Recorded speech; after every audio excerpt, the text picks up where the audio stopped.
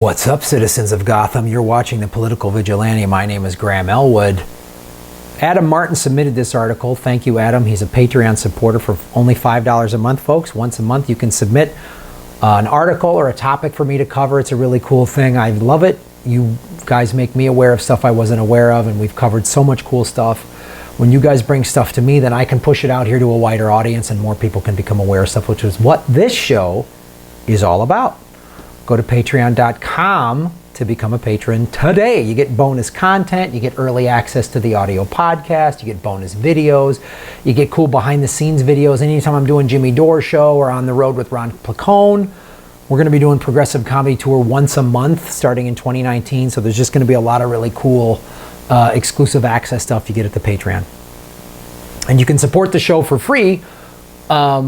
Liking, subscribing, hitting the bell notification button, letting the ads on YouTube play all the way through. Don't skip the ads. I don't get paid when you skip the ads, so let the ad play all the way through. I know you got to watch PragerU and that CRTV and that other nonsense, but just feel happy knowing that those jackasses are giving me money. So this was an article that was submitted by Adam Martin, and it's the dangerous myth of taxpayer money. Now, this is what this article is going to go into. It's going to touch on more MMT talk that we've been discussing. We're going to keep that conversation going because the more people that know about MMT, the better. The more people that know actually how money is done in this country, the better it's going to be. So this article it came out about a year or so ago when Mike Pence, I don't know, said something stupid and, spent money, or when people go, oh, Trump's spending taxpayer money to go to Mar-a-Lago. Well, he's wasting money. Taxes are really just to pull money out of the economy. Taxes is really theft. When the government wants to pay something, Congress signs a bill and the Federal Reserve just issues the money into the bank so the government can pay for it. That's how it's done. So they're separate issues, and we as progressives and indie media need to start getting this conversation out there. We've talked about it with Citizens Media TV, with Stephen Hale, with Fidel Kaboub. We've talked about it with a lot of different MMT economists that know way more than I do. So this is going to focus on what the taxpayer money frame is and how in some ways it can be a little racist. So by using the taxpayer money frame, they were spreading, however unwittingly, a racist, sexist, classic myth. Although most of us pay taxes of some kind, every time we say taxpayer money, we prolong the illusion that society depends on certain kinds of people so we can have nice things, right? Who are the main, when they say taxpayer money, they're talking about the upper middle class and the wealthy primarily. I mean, yeah, I pay taxes, you probably pay taxes, but the poor doesn't pay much tax, the middle class doesn't pay much tax, the upper middle class and the wealthy, even when they do all their tax dodges, they still pay more, write bigger checks for taxes. And so it's a really interesting article, and read the whole article all the way through, and I'd love to hear your guys' comments on it, because it's an interesting perspective. Not only is the taxpayer money frame damaging, it doesn't reflect how public spending actually works.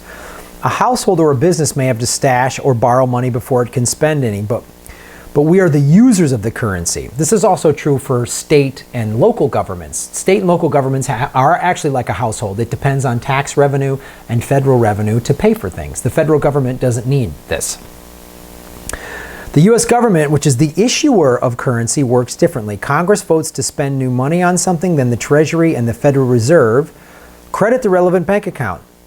And that's it. Now, we've been having this conversation. I'm going to just keep repeating it in different ways and apply it to different situations, but this is how we do it, right? Woke my eyes up. I woke up over the summer from Jeff Epstein, man. He woke me up on that. So it's the one thing us progressives, so we need to separate the conversation a little bit.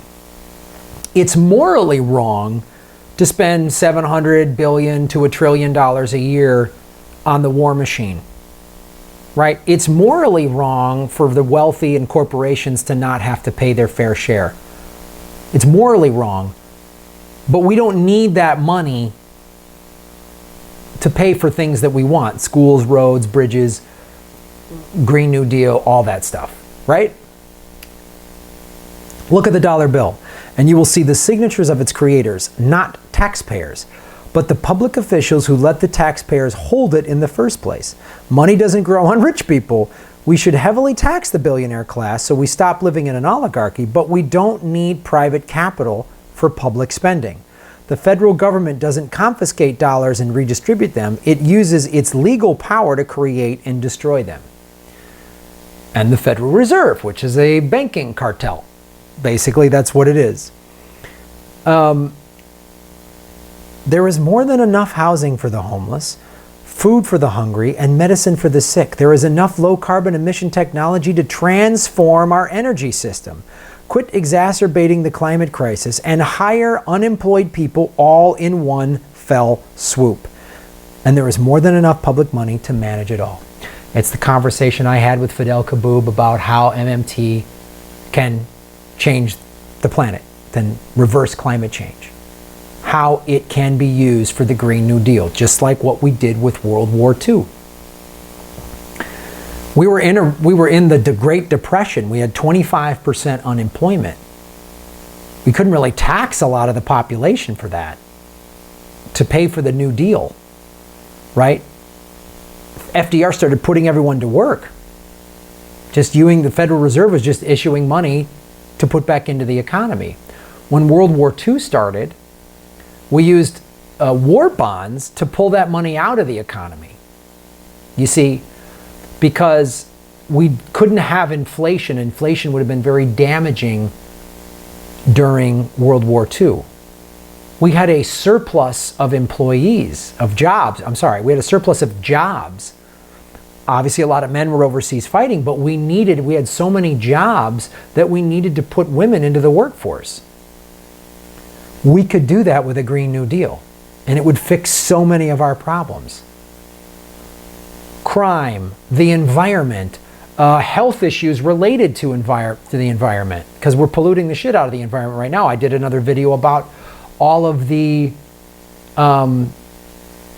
chronic illnesses that are on the rise as a result of the environment. The CDC has said it, Cancer Institute has said it, a Child's Health Organization it's unreal. But this is good because this really goes in line with the MMT conversations we've been having since the summer on how to reframe our arguments. Exposing hypocrisy may feel good, but it does little actual good. The people who primarily identify as taxpayers are Trump and Pence's base. Constantly repeating that their taxpayer money is being wasted only pressures them to violently defend their property, as the system encourages us all to do under stress. Yelling, "Who's the paid protester now?" at America's most basic bigot feels therapeutic, but it's not powerful. That's the argument the right uses. Why are my tax dollars paying, for your needle exchange program? Why do I have to pay for the homeless? What they're saying, and this is a very solid argument, that incorrect framing of the argument lends itself to people then saying, well, then I don't want to pay taxes. I don't want to see the government spend my tax dollars on those programs. You see that? So we change the argument, change the framing of it into it's morally wrong. If we don't want, we should want to help the homeless, right? We have the money to end homeless today, to end it. We don't need your tax money. The federal government can just spend the money and it'll be fixed. Or we should just admit we're not a Christian country. That's my friend Jim Bruce said that. We should just say we're not a Christian country then. If we don't want to help the homeless, we should just say we're not a Christian country. We don't believe in the teachings of Jesus Christ, who was like, what you do to the least of my brethren, you do to me. That's what we should say then. Reframe the argument, not as a tax spending issue, but as a moral issue. And let people know the federal government could fix it like that if it wanted to. Thanks for watching the show, everybody. Thank you for making Gotham great again. Boom. Go